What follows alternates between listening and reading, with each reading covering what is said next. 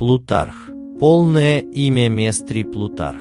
Древнегреческий писатель и философ, общественный деятель римской эпохи. Зависть, сожаление о чужом благе.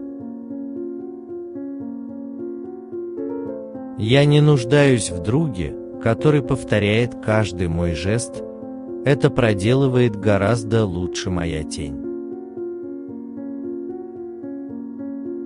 Сострадание есть горе о чужом несчастье, зависть есть горе о чужом счастье. Побеждать ты умеешь, но не умеешь пользоваться победой. Кто хочет пребывать в благополучии, тот должен научиться жить в нужде.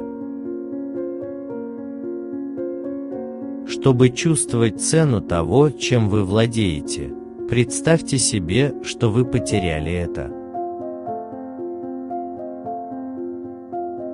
Мне не нужен друг, который изменяется, если я изменяюсь, который кивает, когда я киваю, моя тень лучше со всем этим справится. Сила речи состоит в умении выразить многое в немногих словах. Нет зверя свирепее, чем человек, если к страстям его присоединяется власть. Если дружишь с хромым, и сам начинаешь прихрамывать. Злобе и вспыльчивости не место в супружеской жизни. Замужней женщине к лицу строгость, но пусть эта резкость будет полезной и сладкой, как у вина, а не горькой, как у алоэ, и неприятной, словно лекарство. Медицина заставляет нас умирать продолжительнее и мучительнее. Мальчишки бьют лягушек камнями ради забавы, но лягушки умирают по-настоящему. Справедливый муж повелевает женою не как хозяин собственностью, а как душа телом, считаясь с ее чувствами, и неизменно благожелательно. Злоречивый язык выдает безрассудного. Ни одно произнесенное слово не принесло столько пользы, сколько множество несказанных.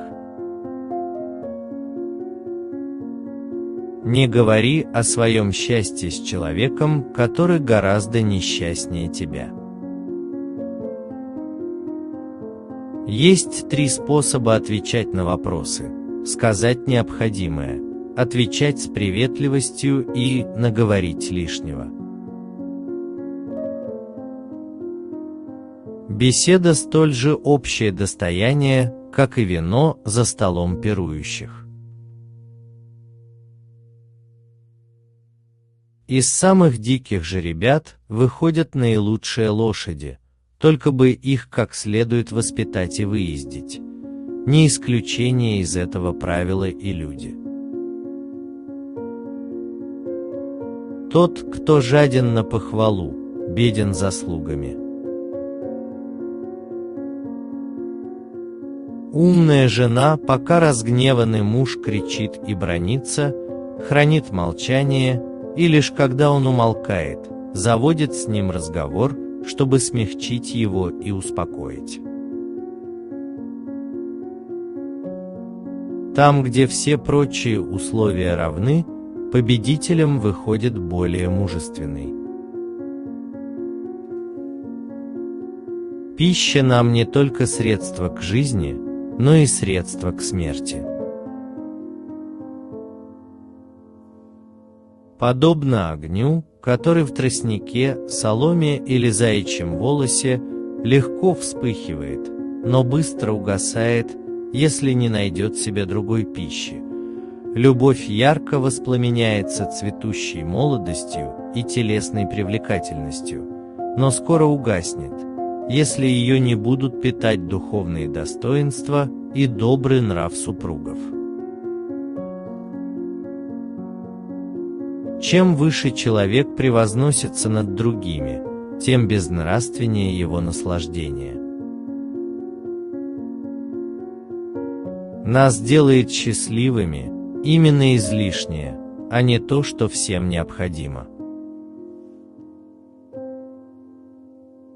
Жены, которые предпочитают помыкать глупым мужем, нежели слушаться умного, напоминают таких, кто в пути предпочитает вести за собою слепца, чем идти за человеком зрячим и знающим дорогу. Характер есть не что иное, как долговременный навык. Кто рассчитывает обеспечить себе здоровье, пребывая в лени, тот поступает так же глупо, как и человек, думающий молчанием усовершенствовать свой голос. Знатное происхождение есть благо, но это благо предков. Богатство почетно, но это дело счастья. Слава желательна, но не постоянно. Красота прекрасна, но приходяща. Здоровье ценно, но легко разрушимо. Сила завидна, но она разрушается старостью и болезнями. Образование – единственное, что божественное и бессмертно в нас. И две вещи, лучшие в человеческой природе – разум и речь. Высшая мудрость, философствуя, не казаться философствующим и шуткой достигать серьезной цели. Заводить собственных друзей жена не должна. Хватит с нее и друзей мужа. Болтун хочет заставить себя любить и вызывает ненависть, хочет оказать услугу. И становится навязчивым, хочет вызвать удивление и делается смешным. Он оскорбляет своих друзей, служит своим врагам, и все это на свою погибель. Некий римлянин, разводясь с женой, и слыша порицания друзей, которые твердили ему, разве она не целомудренна, или не хороша собою, или бесплодна, выставил вперед ногу, обутую в башмак, и сказал: разве он не хорош, или стоптан, но кто из вас знает, где он жмет мне ногу? Сад, часто пересаживаемый, плода не принесет.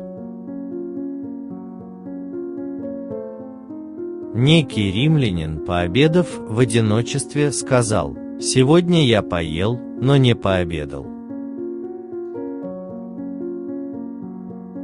Кто держится с женой слишком сурово, не удостаивая шуток и смеха, тот принуждает ее искать удовольствий на стороне. Война – это зло. Ее ведут с помощью больших несправедливостей и насилия. Но для честных людей и на войне существуют некоторые законы. Нельзя гнаться за победой, если выгоды, какие дает она, будут приобретены путем низости и преступления. Подобно огню, который в тростнике, соломе или заячьем волосе легко вспыхивает, но быстро угасает, если не найдет себе другой пищи. Любовь ярко воспламеняется цветущей молодостью и телесной привлекательностью, но скоро угаснет, если ее не будут питать духовные достоинства и добрый нрав юных супругов. Супружеский союз, если он основан на взаимной любви, образует единое сросшееся целое. Если он заключен ради приданого или продолжения рода, то состоит из сопряженных частей.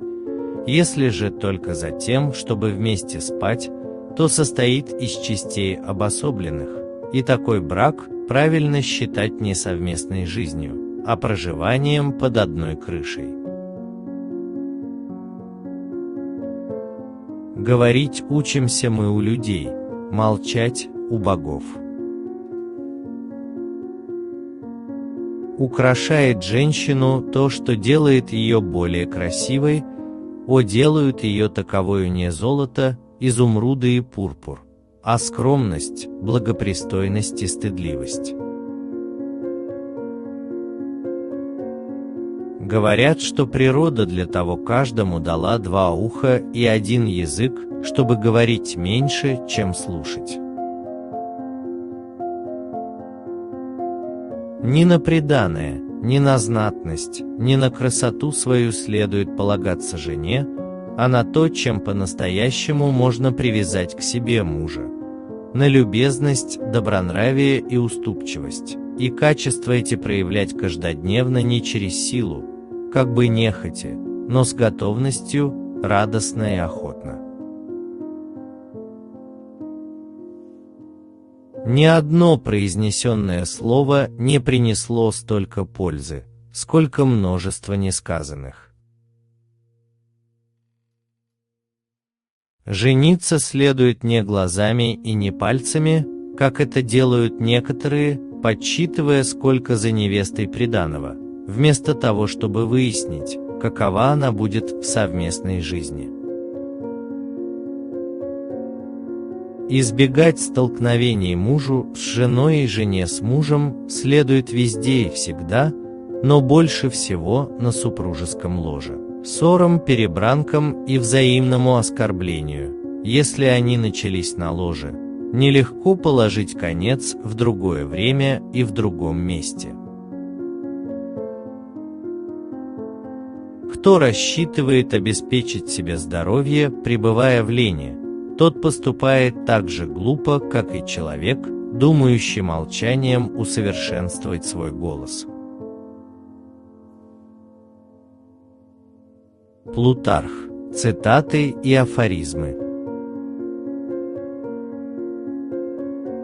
Напишите, пожалуйста, в комментарии, какая из цитат вам больше всего понравилась. Пожалуйста, не забудьте поставить лайк и подписаться на наш канал.